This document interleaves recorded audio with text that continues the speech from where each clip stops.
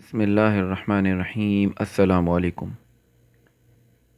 جدہ کے فارم نامی مارکیٹ کے 7 ورکرز کو کرونا وائرس پازیٹیو آیا ہے، جس کی وجہ سے کرونا وائرس نے فوری کارروائی کرتے ہوئے اس کی 3 برانچز کو مکمل طور پر بند کر دیا گیا ہے، جس میں شارع امیر سلطان، حی الروضہ اور حی تعمیر کی فارم سپر مارکیٹ شامل ہیں۔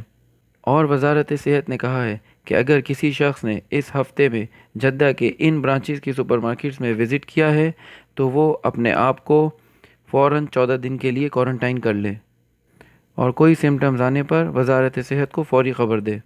یہ خبر الاخباریہ کے ٹی وی چینل پر دی گئی ہے۔ اس ویڈیو کے لاسٹ میں یہ خبر دیکھتے چلیں اور ملتے ہیں اگلی خبر کے ساتھ۔ اللہ حافظ۔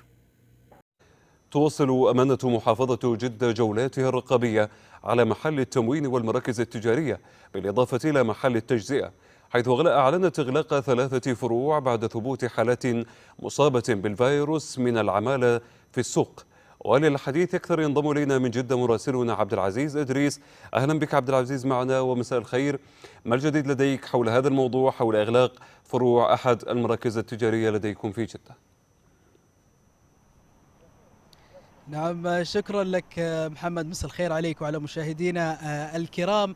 أتواجد معكم من حي السامر في شرق مدينة جدة، تحديدا من أمام أحد فروع أسواق المزرعة. هذه الفروع التي أعلنت عنها أمانة محافظة جدة بإغلاق هذه الأسواق بعد ثبوت وجود 7